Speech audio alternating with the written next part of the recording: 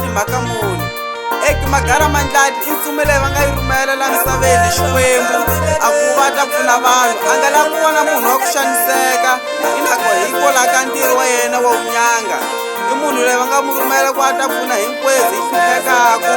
mina ni nga ta vulavula leswaku tala so ni to mi byela leswaku loko mu lava ku mu kuma Magara Mandlati so koti ku mu kuma hikwala ka numero ya yena ya 07 Yentu Stand Grace Stand Yo i munhu loyi va nga mu rhumela hi Xikwembu i nyanga ya ntumbuluko wa kumeka khombe ka mapusi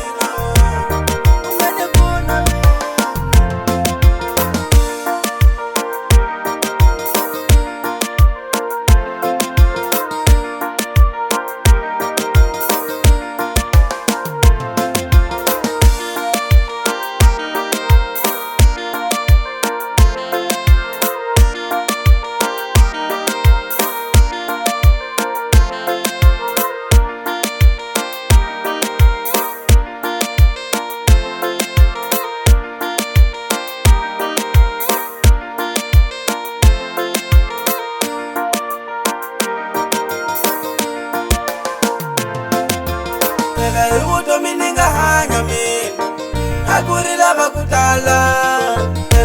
Domininga hanya min Hakuri lava kutala Hakuri lava kutala Pela mativa la msaveni Kuni vanu vati milu kunene takushonga kufana ni Xikwembu